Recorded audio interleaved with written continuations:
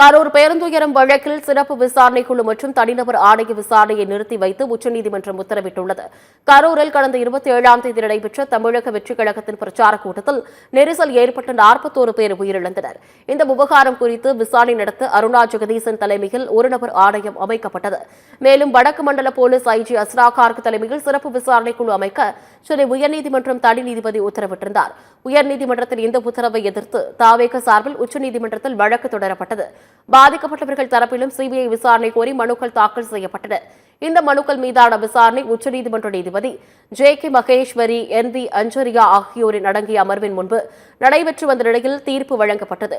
கரூர் சம்பவம் குறித்து விசாரணை நடத்த சிபிஐ தரப்பில் மூத்த அதிகாரி ஒருவரை நியமிக்க வேண்டும் என்றும் அவருக்கு உதவியாக சில அதிகாரிகளை வழங்க வேண்டும் எனவும் குறிப்பிட்டுள்ளனர்.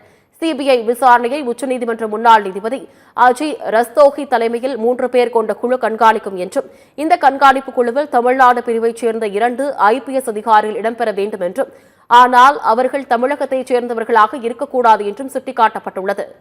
கரூர் விவகாரத்தில் விசாரணை நடத்தி வரும் ஒரு நபர் ஆணையம் மற்றும் சிறப்பு விசாரணை குழுவின் விசாரணையை நிறுத்தி வைக்க உத்தரவிடப்பட்டுள்ளது. விசாரணை ஆவணங்களை சிபிஐ வசம் ஒப்படைக்க வேண்டும் என்றும் குறிப்பிடப்பட்டுள்ளது.